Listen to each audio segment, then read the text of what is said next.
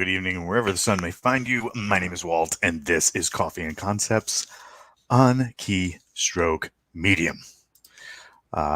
We are doing a off day, off hour broadcast today because yesterday we fell prey to the major crisis that is affecting our world today, and that would be allergies. Can't do the show if everything's drooling out of your head. Needed to get some allergy meds in, and now we seem to be a little bit normal. So with that being the case, we talk a little bit of coffee and a little bit of writing, reading, and everything in between. And today we are talking about what do you do if you just want a really fresh cup of coffee without not anything kind of getting in the way of that. And today we wanted to talk a little bit about a French press. So if you haven't dealt with one of these mystical devices before, they're kind of fun. So you got a big glass carafe most of the time. Some are plastic, but those can be hit or miss. You really don't want to deal with plastic too much when you're dealing with very hot liquid. So the majority are made of glass, Pyrex, that kind of stuff. And then you open the cover. The cover is composed of obviously the thing to keep everything in, and then a plunger with attached to a metal screen underneath.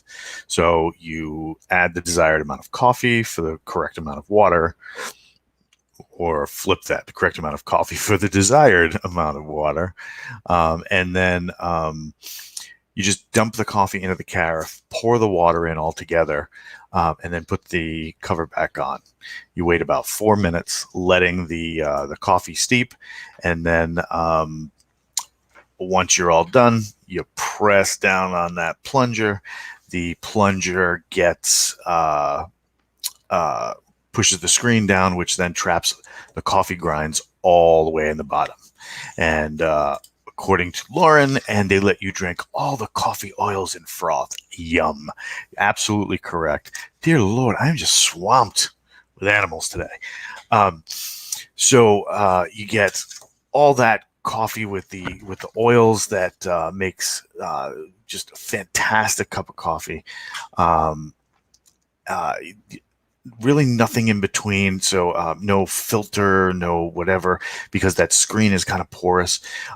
One trick that is always recommended, though, make sure that when you either grind the coffee yourself or you get ground coffee to put into a French press, make sure it's ground correctly. So you want a slightly thicker grind on the coffee, because the screen, kind of like the smaller version of the screen you have in your Windows, it's you don't want so fine a coffee that it is able to pass through the screen. You want all that coffee, those coffee grounds, trapped at the bottom, and then you just usually pour it right out of the press directly from the device, and then enjoy coffee, which really intense, rich flavor out of the coffee you're going to get in a French press. And like I said, there's no like paper filter that's going to screen out some of that frothy, goodness that you're going to get. And Lauren also says, unlike my AeroPress, which is otherwise awesome. So that being the case, you really can't go wrong, and it's a really great way to make coffee. And a neat trick that you could do if you want to do something like an espresso with milk, so like either a latte or cappuccino. So you can take your steamed milk, which you can either do in either a double boiler, or you can boil the milk, take it, pour it into the French press, not too crazy amount. So you want a good amount, like about half the carafe, but not so much that you're going to cause a huge mess. Pour that in there, obviously without the coffee grounds. Take the plunger, push up and down, and you can actually get that heavy froth, so that you can do the classic cappuccino, which is a third coffee, a third milk, and then a third foam. So neat trick, lots of fun with French press. They make French presses for camping. They make them for on-the-go travel, where you basically press your coffee and then you're just drinking right from there. Once again, get those grinds right, because you don't want those grinds passing through the screen. So on to our topic for today, which is, you want me to squeeze what? Basically, I want you to squeeze a few minutes to write a review. So reviews for authors are like currency. They are really the thing that drives their book, and lets the right people find their book. So most people, I don't have time to write a review. I may barely have time to read the book. Usually it only takes a few minutes. And right now, with all this social distancing, you might have one or two of those, unless you have kids who are probably trying to set things on fire using their laptop for school for something nefarious, just because I wanted to use the word nefarious. But it only really takes a minute. It's just a few seconds of your time to let the author know what you thought of the book. It really does help the right people find the book, because with a good review, even if it's just a couple of stars or what have you, those reviews, when the people scroll down the page, they're going to look at it and see whether or not that book is right for them. Going to save people a lot of heartache in the long run, and really helps the author in a lot of ways. First of all, a good review of a book gives that author that little boost, because, I mean, writing is a feedback loop. And if you are doing something that is marketed to other people for their enjoyment, if they enjoy it, that makes you feel good. You want to do more. So on and on the cycle goes, so that you're giving back the energy that people are giving to you. On the other side of that, it also lets the author know how their craft is being done. So did they do something right? Did they do something wrong? Are there fixes to the book, such as spelling, grammatical errors? Is there a formatting issue? A lot of these things that can happen when a book is first released can save a lot of problems later on, especially in the days of print-on-demand printing, whereas if there's a problem, the author can go back and fix it, and they might not have to affect an entire warehouse full of books. A big publisher, that usually you have a team of editors, and even then some problems could slip by. But for the most part, those little mistakes can get fixed, and then you get a better quality product on the other side. A good rule of thumb comes right from my time in the Army.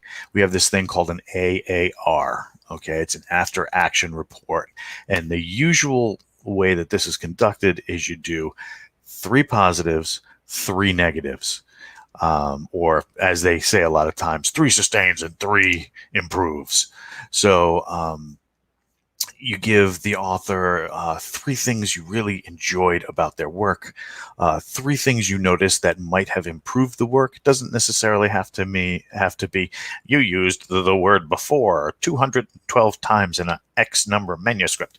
It can be stuff like, I don't think you're using this word correctly, or this character was fantastic, but this other character really didn't seem believable to me. Good targeted advice to the author can be a great way to see a good book become a great book, and those follow-on works be the same way, because nothing is worse than a bad review from a bad reviewer. For example, going through some of the reviews I've been seeing on Amazon and Barnes & Noble, and some of the reviews on Google, there is a trend. I only read X number of pages, but I hated this book.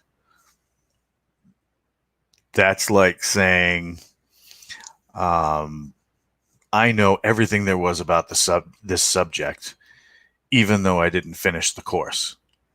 You don't know what you're talking about because you didn't finish. You didn't do the work.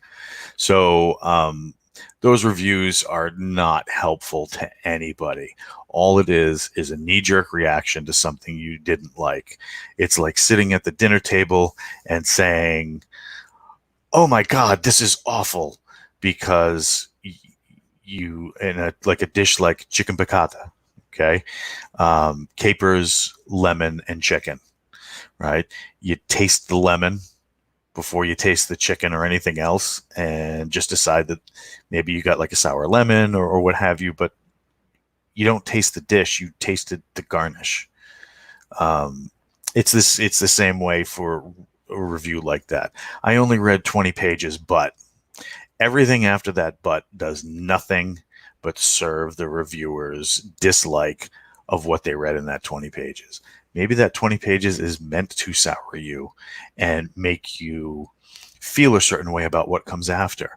You're never going to know unless you finish the entire work. What negative reviews that are helpful are ones that go into detail.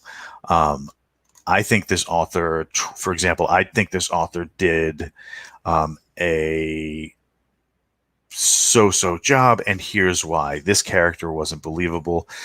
This character was running around screaming fire the whole time, and nobody believed him.